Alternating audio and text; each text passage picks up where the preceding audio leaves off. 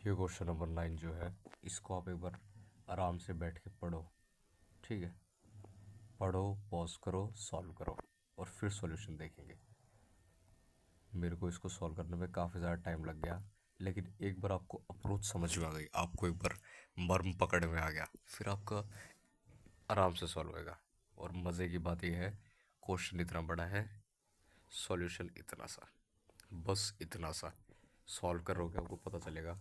और आपको जो चलो कोई फालतू बात ना करते हुए क्वेश्चन सॉल्व करते हैं। देखो, की कॉन्सेप्ट क्या है कि कोई भी अगर वो है, मान लो ये प्लेनेट है या कोई भी अट्रैक्टिंग चीज़ है, मैग्नेट हो गया, चार्ज्ड बॉडी हो गई, कुछ भी हो गया, उसकी तरफ अगर रेस्ट के ऊपर कोई आदमी है, रेस्ट पे छोड़ रखा है और दोनों एक दूसरे को अट्रैक्ट कर रहे हैं, तो ये इसके सेंटर की तरफ खींचा जाएगा और सेंटर की तरफ हमेशा इसकी वेलोसिटी होगी और ये आपस में आखिर में कोलाइड कर जाएंगे। ये तो तब है जब ये इसकी जो वेलोसिटी है इनिशियली ज़ीरो है। मान लो initially velocity toward the centre only, तो भी ये सीधा का सीधा निकल जाएगा। लेकिन मज़े की बात तब है जब ये वेलोसिटी परपेंडिकुलर टू सेंटर हो जाए, मान लो। ठीक है, तो इसको खींच भी रहा है लेकिन ये सीधा जाना चाह रहा है, तो इसका कुछ इस टाइप का ग्राफ बन जाएगा। यहाँ पे ये इलिप्टिकल ऑर्बिट शुरू कर देगा और यहाँ पे इसकी सेमी माइनर एक्सिस होगी, वो एज द इनिशियल पॉइंट। ठीक है, क्योंकि यही वो पॉइंट था जब ये इसके पैरेलल था और ये यहाँ पे सबसे ज़्यादा पास है इसके प्लेनेट के। आगे जाएगा, दूर जाता जाएगा, इसकी वेलोसिटी कम होती जाएगी, फिर पास आता जाएगा। मतलब ये रूल होता है, बाद में देखते रहेंगे, हम इसको ज़्यादा डिस्कशन नहीं करते। लेकिन अगर यूँ है कि ये दूर है और ये ऐसे जा रहा है, तो यहाँ पे ये हाइपरबोलिक पाथ दिखाएगा और यहाँ पे जाके लगभग इसके पास जाकर ऐसे उड़ जाएगा। ठीक है, तो ये यहाँ से साइड से निकल जाए, एस्केप कर जाए, ये यहाँ पे जाके टकरा जाए, या फिर ये बिल्कुल इसको प्लेनेट को ग्रेस करता हुआ ऐसे चला जाए, तो इसके अंदर कहीं ना कहीं एक बाउंड्री कंडीशन होगी। उस बाउंड्री कंडीशन के ऊपर कोई भी ऐसे वेलोसिटी जाएगी, तो वो वेलोसिटी इसके अंदर कैप्चर हो जाएगी या इसको एस्केप कर जाएगी। तो वो जो बाउंड्री कंडीशन है उसको ही पता लगाना है। तो एक्चुअल में क्वेश्चन पूछना क्या चाहता है कि यहाँ पे प्लेनेट है, यहाँ पे एक बड़ा सा बादल है, बादल वी वेलोसिटी से चल रहा है, और पूछा हुआ है कितना बादल खा जाएगा ये प्लेनेट, ये अपने अंदर इनगल्फ कर लेगा। प्लेनेट की जगह ब्लैक होल डाल दूँ मैं क्वेश्चन को और इंटरेस्टिंग बनाने के लिए, प्लेनेट की जगह में स्टार डाल दूँ, यहाँ पे कोई चार्ज्ड ऑब्जेक्ट डाल दूँ, यहाँ पे कुछ और चार्ज कट कर दे, मतलब क्वेश्चन का जो मर्म होगा, जो क्वेश्चन का कॉन्सेप्ट है वो सेम रहेगा। वी वेलोसिटी से चल रहा है, तो यहाँ पे ना फिर वही एक दो क्वेश्चन वाली बात है कि वी वेलोसिटी से सारे पार्टिकल चल रहे हैं आपस में, सबके ऊपर लगभग लगभग कांस्टेंट फोर्स मानेंगे हम। ठीक है, कि फोर्स जो है लगभग लगभग कांस्टेंट लग रहा है, मान लेंगे। क्यों? क्योंकि देखो, एक ऑप्शंस देखो, ज़्यादा कॉम्प्लेक्स नहीं कर रखी कैलकुलेशन, ज़्यादा एक्चुअल रियलिटी की तरफ नहीं जाना, क्वेश्चन सॉल्व करना है। दूसरी, कि हमें पार्टिकल्स को इंडिविजुअली ट्रीट करना है, क्योंकि यहाँ पे कह रखा है कि जो क्लाउड है ना, क्लाउड के अंदर ज़्यादा आपस में अट्रैक्शन नहीं है। यूँ नहीं है कि क्लाउड जो है अपने अंदर कोई ग्रेविटी समा के रख रखा है कि क्लाउड के पार्टिकल आपस में कोई पर्टिकुलर रिलेशन में ही रहेंगे। क्लाउड के पार्टिकल आपस में इंडिपेंडेंटली एक्ट कर रहे हैं, ये एजम्पशन है इस क्वेश्चन की।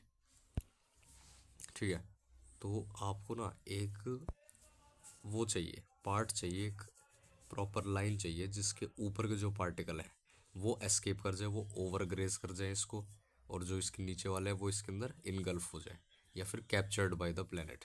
तो वो जो बेस लाइन है उसके लिए क्या है, डायग्राम बनेंगे वी वेलोसिटी से, वी नॉट वेलोसिटी, क्योंकि पूरे बादल की वी नॉट है तो कोई दिक्कत नहीं है उसकी।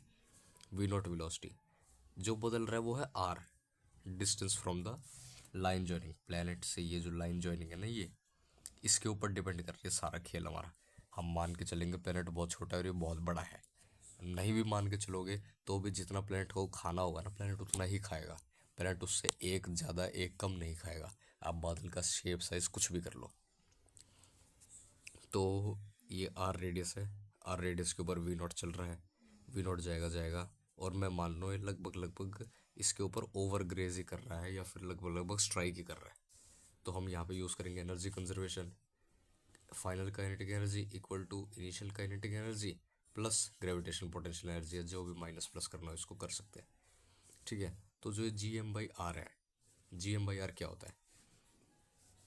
जी M by R gravitational energy body की equal to half M V square, यानी जितनी एनर्जी टोटल है इसकी ऑब्जेक्ट की, मान लो ये पेन रखा है यहाँ पे, ठीक है, इस पेन की अभी काइनेटिक एनर्जी जीरो है, पोटेंशियल एनर्जी कितनी है? G M by R, G M by R, ठीक है। तो अगर जितनी इसकी पोटेंशियल एनर्जी है ग्रेविटी वजह से, उतनी एनर्जी मैं इसको ऊपर की तरफ फेंक के दे दूँ ना, तो उतनी एनर्जी के अंदर ही अर्थ की ग्रेविटेशन फील्ड को एस्केप कर जाएगा।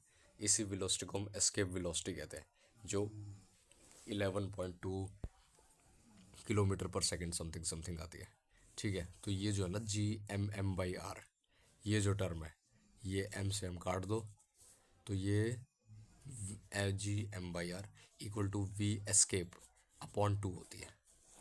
Escape velocity of that mass और आर, यानी उसके अकॉर्डिंग जो प्लेनेट की एस्केप वेलोसिटी की उसका हाफ। तो यहाँ पे भी हम ये करेंगे हाफ ऑफ, तो हाफ से हाफ उड़ा देंगे, एम से एम उड़ा देंगे, आखिर में ये एक्सप्रेशन बच जाएगी, इससे ये आ गई, ठीक है। एनर्जी कंजर्वेशन से एक एक्सप्रेशन आई। देखो अब मज़े की बात क्या, देखो कि ऑप्शंस देखो, या ऑप्शन नहीं, दिमाग लगाओ, ऑप्शन बाद में देखते, दिमाग लगाओ कि यहाँ पे एक छोटा सा प्लेनेट है, यहाँ पे एक बड़ा सा क्लाउड है, प्लेनेट को खाना है चीज़, मेरे को ये पता है कि प्लेनेट को खाने के लिए वहीं ये कॉन्सेप्ट लगा है कि एक आर डिस्टेंस के ऊपर एक पार्टिकल होगा, एक रेंज होगी या एक वैल्यू होगी सर्टेन स्मॉल आर की, जिसके लिए या तो इसको खा लेगा या फिर साइड से निकाल देगा। अगर मेरे को सर्टेन वैल्यू पता चल जाए आर की, तो वहाँ से मैं यहाँ पे एक ऊपर नीचे दाएं बाएं एक सिलेंडर टाइप बना सकता हूँ, और वो सिलेंडर जो है ना, उस सिलेंडर के अंदर वाले पार्ट के सारे पार्टिकल अंदर यहाँ पे इनगल्फ हो जाएंगे, और जो बाहर वाले वो यूं कि यूं एस्केप हो जाएंगे। यानी वो मेरे को सिलेंडर निकालना है। ये इस प्रकार से क्लाउड है, क्लाउड के अंदर ये रेडियस है, तो ये रेडियस का सिलेंडर बनेगा, और इस सिलेंडर की जो भी मास होगा, जो भी सिलेंडर के अंदर पार्टिकल आ रहे होंगे, वो सारे ये जो प्लेनेट है ये अपने चारों तरफ ऐसे ऐसे घुमा देगा, रिंग बना देगा, उस टाइप से चलेगा इसके अंदर सारा प्रोग्राम। तो सारा खेल हो रहा है इस रेडियस को निकालने का। रेडियस निकला तो pi R square into L, volume निकल जाएगी, वॉल्यूम इंटू रो डेंसिटी निकल जाएगी। वहीं इसमें खेल रखा है, देखो pi R square into L into rho. तो ये सारा मुद्दा है ये साइड वाली चीज़ का, साइड वाली चीज़ पे सब कुछ डिपेंड कर रहा है। और साइड वाली चीज़ के अंदर भी आप मज़े की बात देखो, हमें किसकी टर्म में आंसर चाहिए? वी एस्केप और वी नॉट की टर्म्स में आंसर चाहिए। और यहाँ पे हमारे पास एक जो एक्चुअल में चल रहा है वो चल रहा है वी, सिर्फ वी, सिर्फ वी को एलिमिनेट करना है, और कुछ कुछ करके हमें स्मॉल आर की वैल्यू निकालनी है वी नॉट की टर्म में, और कैपिटल आर की टर्म में, और वी एस्केप की टर्म में। तो ये हमारा पूरा प्रोसीजर है क्वेश्चन का, ठीक है। तो इसके लिए हम ये सारी चीज़ें कर रहे हैं। तो हमने एनर्जी कंजर्वेशन की, v naught R equal to v capital R. Angular momentum conservation की, एंगुलर मोमेंटम से वी की value v naught small r upon capital R इसमें पुट कर दी, ये रिलेशन निकाला। इस रिलेशन से स्मॉल आर और कैपिटल आर का रिलेशन वी एस्केप और वी नॉट के टर्म्स में निकाल दिया। तो देख रहे हो, एक चीज़ को एलिमिनेट किया और उससे दूसरी चीज़ निकाल दी। तो हमारे पास ये आ गया गोल्डन रिलेशन। स्मॉल आर की वैल्यू की ज़रूरत थी, स्मॉल आर हमने निकाल लिया। तो वॉल्यूम क्या होगी? Pi R square L, pi R square की वैल्यू क्यों ठोकी, इसको यहाँ किया तो ये आ गया pi R square into L into rho, mass आ गया। और मास ही तो निकालना था हमें, जितना क्लाउड जो है इसको खींचेगा। तो अब देखो क्या आंसर आ रहा है, 1 + v escape upon v naught, 1 + v escape upon v naught, B answer आना चाहिए भाई। नाइन्थ क्वेश्चन का चैलेंजर, नाइन्थ का बी है भाई, कोई दिक्कत नहीं है।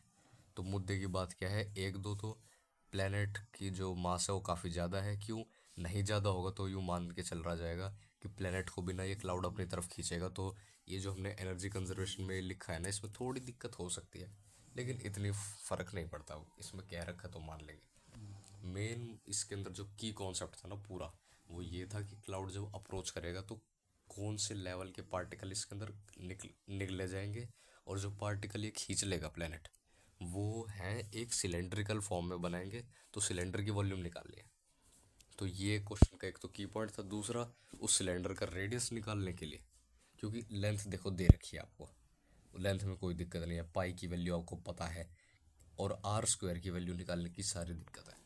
तो आर स्क्वायर के लिए हमने ये सारा कॉन्सेप्ट सीखा कि एक आर डिस्टेंस पे ये लो, इसको भेजो, इसको लगभग लगभग इसके ऊपर स्ट्राइक करवाओ, इससे कैप्चर करवाओ, उसके लिए निकालो। तो देखो, वीडियो बनाने में समझाने में टाइम लग जाता है, एक्चुअल सॉल्यूशन 3 लाइन का है।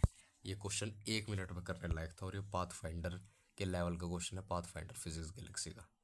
आप इसको बिना सॉल्यूशन के इसको खुद देख के करो, काफ़ी टाइम लगेगा। लेकिन वही बात है, जब खुद मेहनत करके आखिर में रिजल्ट निकलता है, आंसर निकलता है, तब अच्छा लगता है।